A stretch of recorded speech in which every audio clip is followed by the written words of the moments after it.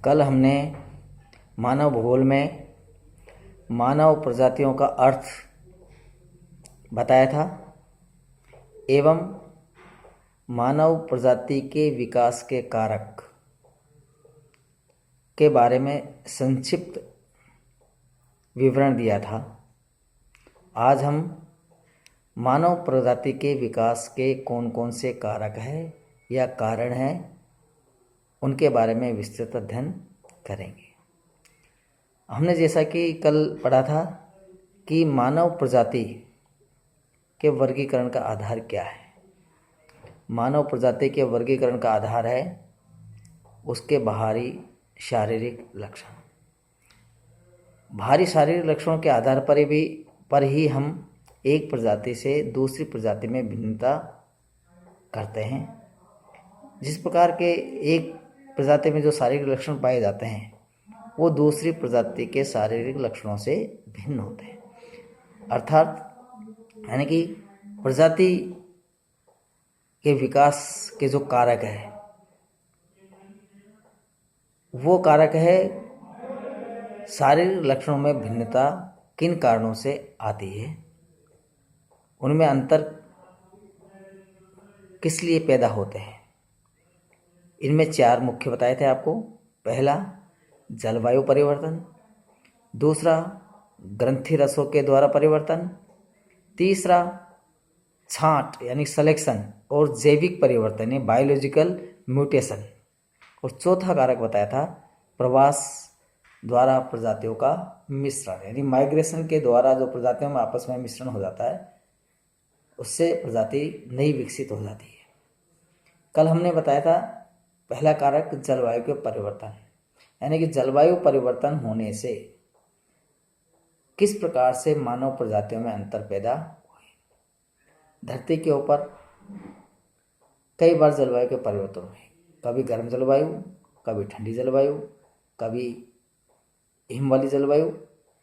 इसी तरह से कहीं पर गर्म जलवायु पाई जा रही है अभी भी और कहीं पर ठंडी जलवायु पाई जा रही है। जलवायु जैसी होगी वैसे उसके सारे लक्षण पैदा हो जाते हैं एक लंबे समय पर एक ही जलवायु क्षेत्र में रहने पर। खास तौर से इसमें त्वचा के रंग में अंतर आ जाता है। इसके बारे में हमने कल अध्ययन कर लिया था। आज हम दूसरा कारक पढ़ेंगे ग्रंथि रसों के द्वारा परिवर्तन यानी कि हार्मोन्स चेंज होने से उसके शारीरिक लक्षणों में अंतर आ जाता है। हमारे शरीर में कई प्रकार की ग्रंथियां काम करती है। इन ग्रंथियों से जो हार्मोन्स सेक्रेट होते हैं, क्षरण होता है या निकलते हैं, उन पर भी जलवायु का प्रभाव पड़ता है। जलवायु उत्तेजना का प्रभाव भी इन रसों पर पड़ता है यानी कि जलवायु के हिसाब से कहीं पर ये हार्मोन्स ज़्यादा सेक्रेट होते हैं या कम सेक्रेट होते हैं।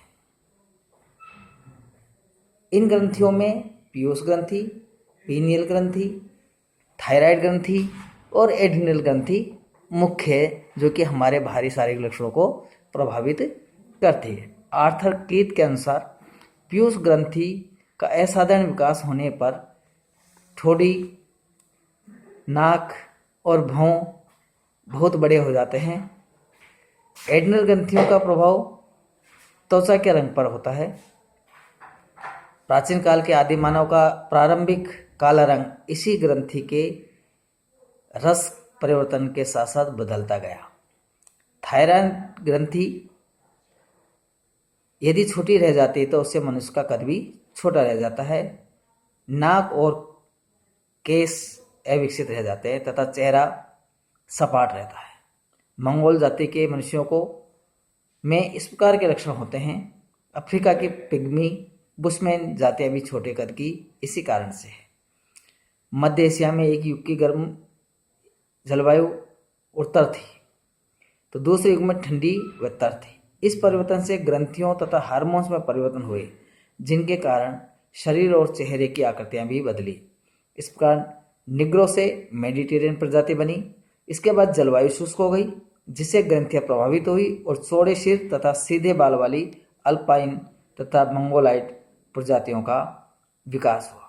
इस तरह हम कह सकते हैं कि हमारे शारीरिक लक्षणों पर ग्रंथि रस का बहुत प्रभाव पड़ता है। तीसरा कारक है इसमें सिलेक्शन यानी छांट और जैविक परिवर्तन यानी बायोलॉजिकल म्यूटेशन। सिलेक्शन, किसी प्रजाति के मूल शारीरिक लक्षण उसके वंश तत्वों में मिल जाते हैं, ये आगे की पीढ़ियों में जारी रहते हैं। प्रत्येक मानव वर्ग के लक्षण प्राकृतिक छांट के द्वारा परिवर्तित होते रहते हैं। छांट का सबसे मुख्य कारक है प्रवास। सिलेक्शन यानी मानव कहाँ रहना चाहता है उसके आधार पर प्रवास करता रहता है। किसी विशाल मानव वर्ग में विभिन्न प्रकार के स्वभाव व बुद्धि बल के मनुष्य होते हैं। जब किसी मानव वर्ग का प्रवास होता है तो मार्ग में बहुत सी बाधाएं और खतरे रहते हैं।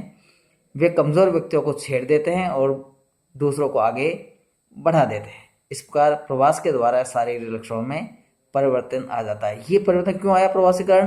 क्योंकि वो एक स्थान से दूसरे स्थान पर गया और वहां पर जलवायु परिवर्तित हो गई।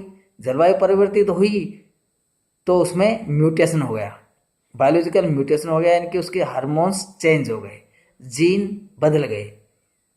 जीन बदलते हार्मोन्स चेंज होंगे, हार्मोन्स चेंज होते ही उसकी जो ग्रंथियां हैं वो हार्मोन जो सेक्रेशन होता है रसों का वो ज़्यादा और कम हो जाता है, जिससे शारीरिक लक्षण भी बदलते रहते हैं। उदाहरण के रूप में मेडिटेरियन प्रजाति प्रवास करके उत्तरी अमेरिका, एशिया और पोलोनेशिया गई और वहाँ उन प्रदेशों में दीर्घकालीन निवास के बाद उसके शारीरिक लक्षणों और निसर्ग में कुछ परिवर्तन हो गए और से दूसरी प्रजाति बन गई। तो ये हमारा होता है कि सिलेक्शन और जैविक परिवर्तन से भी प्रजातियां नई विकसित हो जाती है। चौथा कारक है इसमें प्रजातीय मिश्रण, यानी एक प्रजाति से दूसरी प्रजाति के मिश्रण जब होता है। अब ये क्यों होता है? इसके भी कई कारण हैं। पहला कारण तो इसमें ये है कि जलवायु परिवर्तन है। एक प्रजाति दूसरी प्रजाति में चली जाती है, वहाँ दोनों इंटरेक्ट होती है तो उनमें चेंजेस आने लगते हैं। विवाह संबंधों के द्वारा भी प्रजाति मिश्रण हो जाता है। एक प्रजाति का विवाह दूसरी प्रजाति के, एक प्रजाति के पुरुष का विवाह दूसरी प्रजाति की महिला से, या एक प्रजाति का महिला का दूसरी प्रजाति के पुरुष से जब वैवाहिक संबंध होते हैं तो उनमें मिश्रण हो जाता है और एक नई प्रजाति का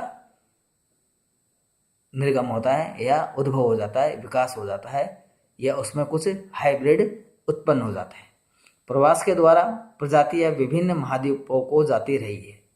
कभी आक्रमण के लिए और कभी उपनिवेश बनाने के लिए प्रजातियां मिलती रही। पारस्परिक संपर्क से यानी कि वैवाहिक संबंध से, आपस में मिलने से विभिन्न प्रजातियों के पारस्परिक विवाह संबंध हुए और मिश्रित प्रजातियों का विकास हो गया। काली और गोरी प्रजातियों का मिश्रण इसका उदाहरण है। अमेरिका में नॉर्डिक, अल्पाइन तथा निग्रोइड प्रजातियों की एक नई मिश्रित प्रजाति बन गई है, जिसे हम कह सकते हैं एंग्लो इंडियंस है। तो इस प्रकार से प्रजातियों का मिश्रण होने से भी नई प्रजातियों का विकास होता है। तो आज ये हमने आपको जो मानव प्रजातियों के विकास के कौन कौन से कारक हैं, ये कारण है किस प्रकार से मानव प्रजातियों का विकास हुआ है या इनमें अंतर हुआ है, वो ये 4 कारणों के कारण से होता है। अगले अध्याय में हम इसको आगे बढ़ाएंगे और इसकी प्रजातियों का अध्ययन करेंगे। Thank you.